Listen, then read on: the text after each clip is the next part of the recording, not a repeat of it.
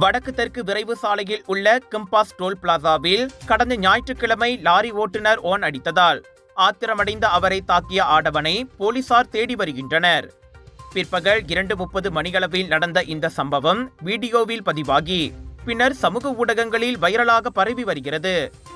இந்த வீடியோ முதலில் முகநூலில் பதிவேற்றப்பட்டு பின்னர் ஆன்லைனில் பரவலாக பரவியது என்று வட ஜோஹர் பாரு போலீஸ் தலைவர் துணை கமிஷனர் பல்வீர் சிங் மஹிந்தர் சிங் தெரிவித்தார். வடக்கு தெற்கு விரைவு சாலையில் உள்ள கம்பாஸ் டோல் பிளாசாவில் 2 ஆண்களுக்கு இடையே நடந்த சண்டையை காட்டும் காணொலியை ஃபேஸ்புக்கில் போலீசார் கண்டறிந்தனர் என்று வெளியிட்ட அறிக்கை ஒன்றில் பல்வீர் சிங் குறிப்பிட்டார்.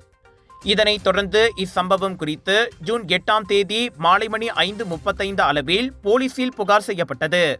அதேவேளையில் பாதிக்கப்பட்ட நபரும் லாரி ஓட்டுநருமான 31 வயதுடைய ஆடவரும் தாம் தாக்கப்பட்ட விவகாரம் குறித்து போலீசில் புகார் செய்துள்ளார்.